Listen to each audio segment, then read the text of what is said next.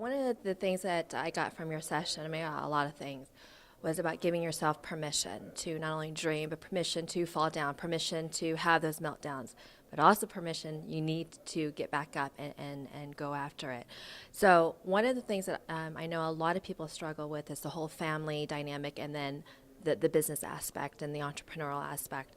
They feel like they're sacrificing, for if they're at work and doing their job well, then they're thinking about their family, how they're not being there with their kids, especially people who travel. So talk to me about that dynamic. How does one feel like they have this huge, enormous dream, and they also want to be there for their children or for the family? I think, it's really a personal choice. It really is. And for me, I was able to financially create a situation where I could travel and my kids had a nanny. But what I did too is I made sure that the person was paid really well.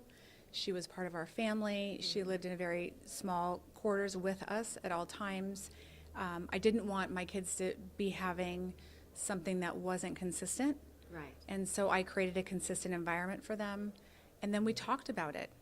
Mommy's going off to do this. And my kids would say, my mom makes chicken soup and my dad makes golf bags. And they never really knew what that was.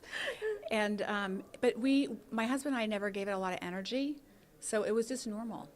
And on top of that, for me, I had to learn then how, when I was gone, to be gone and be fully present versus when I was home, to be home and be fully present.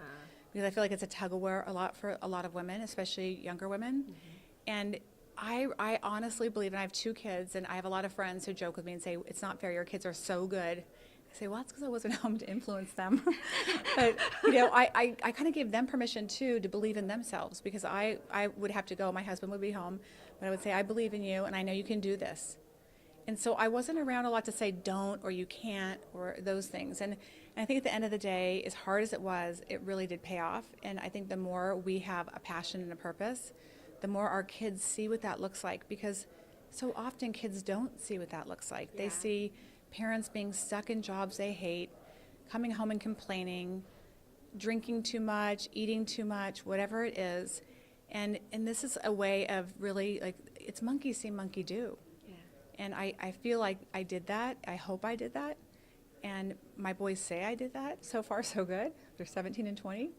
And I know it's a stretch for people, and I just want to encourage your audience, just trust me on this one. I mean, it took me a lot of time, but I believe that if you believe in yourself and you really have a passion, that if you can show your kids what that looks like, they get to find their passion.